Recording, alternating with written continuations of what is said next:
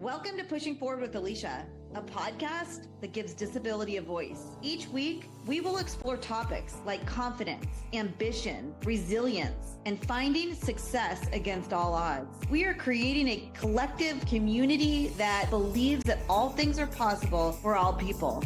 Open hearts, clear paths, let's go. Hi.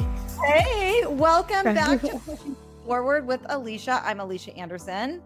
Today, we have a guest whose story is not only impactful, but it's the real deal. She is a dedicated mother. She's a vibrant content creator. She's a fierce advocate for accessibility and living the life that you choose. After a car accident, she embraced her new reality with grace and resilience, and she's become a powerful, influential voice for not only women, for mothers, for inner-able couples across the social media world. Lizzy O, welcome to the show, and thank you for gracing us with your presence. I'm seriously so excited to hear your story. You have become this light on social media. Lizzy is a phenomena. Like, she's got hundreds of thousands of followers, and she's creating lifestyle content that really paints a beautiful picture of the disabled path in so many different ways. Can you share maybe a little bit about your disability, your experience, and the intersectionality of the identity of who you are? All right. Thank you, Alycia. You're so kind that you said so many nice things about me. And thank you once again for having me on here. My goodness, where do I start with my journey? Well, I'm just going to start from the car accident because, as I always tell people, like a lot of people, their journey starts with they were born with disabilities, and I am not. I wasn't. So I had a car accident when I was a teenager. This was back in 2008. The car accident led to a spinal cord injury, and that's how I became disabled. Once the doctor told me that I was not going to be able to use my legs anymore, I was like, what do you mean? And one of the questions I had back then was, would I still be able to be a mother? Because I saw myself as a mom. I saw myself having children. I saw myself getting married, but I was a teenager, and you would think I had questions like, what teenagers would think about, but I was mostly just worried about like motherhood and would I still be able to have children? And the doctors told me, well, this is still fairly young, but we're gonna watch and see if your period comes back and if you're able to carry. We don't think it shouldn't be possible, but if it's possible, then yes, you can go ahead and do that. So after the car accident, I think I just was online one day and I was looking at looking for inspiration. Black, because I'm Black, lady in a wheelchair. And I was like, barely any results coming up. Everything coming up was very clinical and very, very much so like, studies, not really real life. And at that point, again, I was a teenager. I was so into watching YouTubers, doing vlogs, daily vlogs, and just sharing their life and how they were fashion. I was into fashion, beauty, all of the things. And I just couldn't find someone that I felt like represented me. So I said to myself, I'm going to start a blog, not even YouTube at this point. And so I started my blog and I just wanted to share things I was doing. I was the DIY lady because I had to figure out how to live life as a wheelchair user. And a lot of that included DIY. I would like do it yourself, do things yourself. And that's how I just started. From that, I got into YouTube. From that, I was on Instagram. From that, I started sharing more about my life and my journey. I got engaged during that period. So of course I posted that on my social platforms. And then I got married and it's on there. And now I had children and life. I feel like my content is very much lifestyle and just me. And in the process of doing that and being kind of that person, that inspiration, I don't realize my inspiration too much, but that person, that someone like me or a new person that just been newly disabled can find online and say, okay, if she's doing it, then I can see how she did it, or I can talk to my doctor about that, or I can try to do that. So that's my journey, is like how I want to put it. So yeah. So important. And I love that kind of the motivator was the representation wasn't there. But I also love that the whole do it yourself, DIY part of it, because I think as disabled people, disabled women, we have to adapt and figure out a lot of things that maybe Totally. aren't Totally. typical. And so the fact that Right. you're amplifying that is really powerful. That's really cool. Thank you. Yeah. I was very much into that, especially in the fashion space. It was like the jeans were no longer for me, And I discovered that if I bought maternity pants, they have bands on them, and I could just wear maternity pants even though I'm just a teenager. And then I would post about that, and I got so many page views. And I was like, oh my God, people want this content. I'm gonna keep posting more. The kind of shoes I wear on the wheelchair, how I dress up in dresses, and I can still put my legs together, like stuff like that. The young girls were like, yes, please tell us how you're doing it. And of course, I had older ladies also following me. And now I'm one of those older ladies because now I'm in my Oh, me 2000s. too. Listen, You just taught me yeah. something. I've never thought about maternity pants being something that can Oh be my God. accessible. Yes. Maternity outfits, you want to go there Wow. because guess what? Now we have more adaptive fashion. But back then, adaptive fashion was basically like Nothing. non-existent. Yeah. Yeah. So back then I had to like just fend for myself and I started discovering like, hey, maternity fashion. They don't want restrictions either. They don't want pressure either. So I can just get maternity jeans and they don't have zippers and buttons. They just have the band. So you mentioned your marriage and all of that. Yeah. Can you Yeah. I love your love story. Like, do you mind Thank you. sharing a little bit about how you met your partner and that whole story? Well, I met him, we say through mutual friends. Now, he said he knew about me before he met. I never knew about him. But I went to the movies one day with my friends, and he went to the movies with his friend. So, like back then, kids would just go to the movies, right? And then you would meet up with a friend group here and a friend group there. And we met each other. We're just like, okay, friends. And he wanted to date me. I was like, sir, no. And this was before my accident, I should say, when we met. So I was just, like every regular teenager meeting friends at the movies. And we became friends. And after my accident, he was like, I still want to date you. And I was like, are you sure?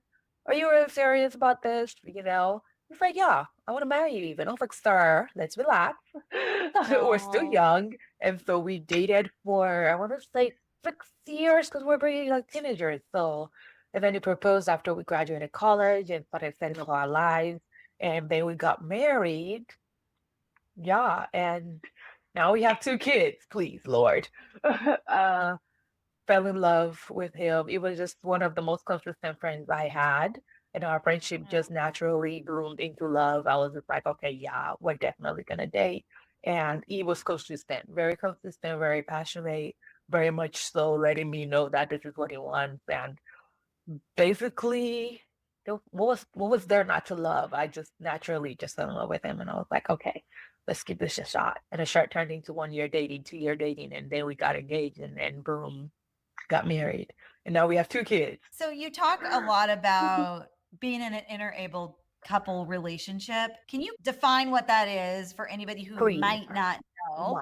And then also talk about some some of the societal perceptions. I think it's an interesting Right. topic. Yeah, what that is basically is when one person is disabled and the other person is not. It could be the girl, it could be the guy, basically saying, hey, I am someone who identifies or I have a disability and my partner does not. So you are in an interabled relationship. Just like they have the whole interracial, black wife, white man, or vice versa. So for us, we don't see ourselves as that. Honestly, I don't really particularly wake up every day and say I'm in an era relationship. I just feel like for what I do online and for the people that want to find that kind of content or inspiration, I have to use those kind of hashtags to kind of like, okay, I'm here if you're looking for that, I guess. And then again, I go back to the emails I get from girls or comments I get from people who are like, did you feel like you had to particularly date someone who is not disabled? So I think people should focus more on, are you compatible? Are you in love with this person? Do you want this person? It's not whether you're interable or disabled together or whatever the case is. And for us, it just worked out that way that, he's not and I am. And I'm Nigerian as well. I have to mention that. So, with Yeah. regards to that, of society, certain stigmas were surrounding our relationship, even that I didn't, there were so many things that I didn't think about until like we actually made our relationship very public. And we were like, what are you talking about? You're gonna date someone that's older, and he got questions, and I got questions, ran into friends. Guys, we've forgotten that love is the most important thing. Like, That's really beautiful too. It's awesome. thank you, thank Um, you. so let's switch to motherhood. Motherhood is a huge part of your platform. Did disability impact your decision making process as you decided to say, okay, green light, go? I think this would be a Hmm. helpful conversation for all the girls that are listening Oh, most to this. certainly. So of course, this is something I thought about and something I kept thinking about even after I had gotten engaged and then got married. My husband, we had the conversation before marriage, and at that point, I don't know if this is TMI, but I saw my period regularly. I know some people after car accidents, it doesn't come back or they never regulate back to how it's supposed to, but mine did come back, and so it was just a matter of we'll see if you get pregnant when time comes. And if you don't, we have doctors for that. We'll talk to somebody. But I knew for sure that I wanted to carry. And once we got married, we knew that we were not going to start trying for a baby for at least a year because we wanted to enjoy each other. But we wanted children. So once we did the 1 year, then it was like time to start trying. And I was like, oh my God. First month trying, I didn't get pregnant. I was like, Jesus, what is happening? And the doctors are like, girl, it doesn't happen just because you're ready for it. You need to be patient. And eventually I did get pregnant, and naturally, of course, we didn't do anything, just did what you had to do. And, got pregnant. I'm trying not to go too off on a tangent here, but if you are somebody who wants this as well, first things first, seek medical professionals. Let them watch your body, tell you what your body can do, be realistic with yourself. I also was on certain medications at a point that if I continued taking them, I wouldn't have been able to get pregnant. So I had to get off certain things. Of course, everybody's story is different. If it's a medication you absolutely need, then you cannot wean yourself off of it. But I was able to not need those medications anymore, wean myself off of all of that, so that my prenatal vitamins, and physically, I was 100% independent. So, pregnant wise, I felt like we'll just see how my body tolerates being pregnant, and we'll just take it from there. I am still a very much happy-go-lucky girl. We'll just see how it goes, and that's just how I live my life. So my doctors were like, you should be healthy enough to carry this baby to term, and when it comes to birth, when we get to that bridge, we'll just cross it. Some people have to do CS, but some people can push it out. And I made sure very much that this was a journey I documented. It's on my YouTube channel, so if you're interested, check that out. I documented my first pregnancy very much in detail because this was new territory to me. And like I said, I wanted to be that referral point, reference point for anybody that needed the references, right? So I documented it. Pregnancy was easy for me ish, you know. Let me not say too easy now. Okay, because my first pregnancy was so kind to me, my daughter. My second pregnancy, however, my son, that boy gave me a run for my money. I looked like everything I was being through. But my daughter, I documented the whole thing, went to regular checkups just like every woman who's pregnant was. I didn't have any complications whatsoever throughout pregnancy. Wow. Sometimes I threw up, but that was all like trying to, as a woman, okay? I don't know anybody that you've talked to, but as a woman in general, disability or not, pregnancy is different for everybody. You know what I mean? So the disability aspect, honestly, for me was more so thinking that if I was not walking, something would not work well, but it was not a concern at all. The doctors were like, matter of fact, you get to rest because you're sitting all the time. I love it. And you know what?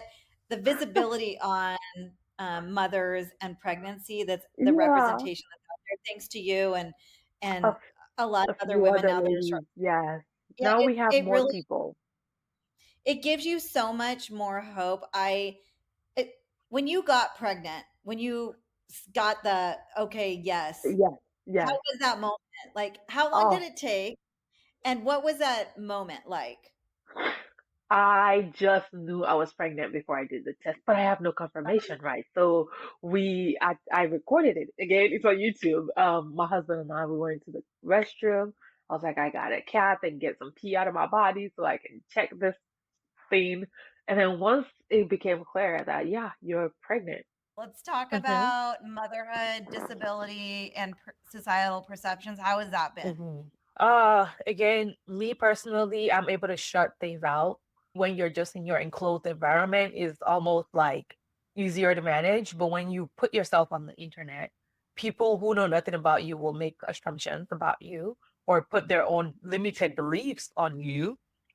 And you have to be able to like compartmentalize even and say, y'all don't know nothing about me.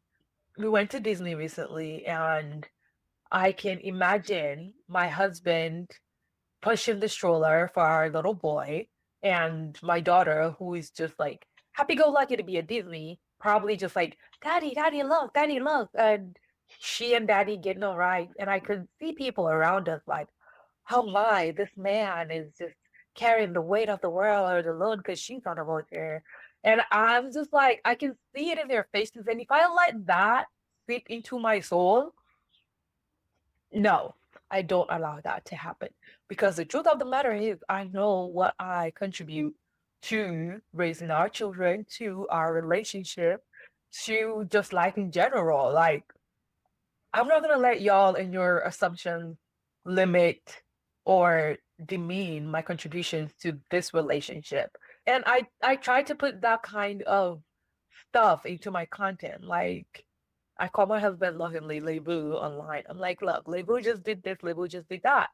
I can do it myself, but he's gonna do that. But that's a really good point is in a relationship, we lean on our partners no matter You what, like disability should. or not. It's a relationship. You can't say because you're trying to prove that you are not disabled, so you're going to just do everything all on your own and burn out. And you're not going to seek or enjoy the benefits of being in a companionship and a partnership. And if my concern is dwelling on what other people are seeing or their assumptions or their perspective, then I'm not nurturing what is actually in front of me, which is my relationship. Yeah. Yeah. What advice would you give to women that are starting out through this path of all of these things you've gone through? Personally, my faith is a huge part of my personality in general. I'm a Christian. I lean on God, and God, without Him, I don't even think I'd be here right now because I have to lean on Him a lot, especially at the beginning of my craft. And just like leaning on the Bible, the Word of God, like I can do all things through Christ who strengthens me. Number one, point blank, period. And after that, it's like finding yourself and just we hear so much about self-love and self-love. It's actual deep work. And if you need a therapist to do that work, please get one. Please get one. Make sure your mental is in a good place. Make sure you are aware of who you are and what you want in life, not what society says you should have, not what your parents have thought you should have, not what the man that's showing interest in you. Because trust and believe, somebody might be showing interest in you and you don't want them. Don't say because you're disabled, you're going to go for that person. Because people make you feel like you are not worthy. Don't let anybody, okay? If you're listening to this and you hear nothing, don't ever let anybody make you feel less than. We'll put all of your information in the show notes. Thank you so much Sure. for being here today. You're a beautiful, wonderful mama. Thank you so much. Thank you guys for being here with us. Thank you to our Pushing Forward community for showing up again for this conversation today. Yeah. This has been Pushing Forward with Alycia, and that is literally how we roll on this podcast. We will see you next time.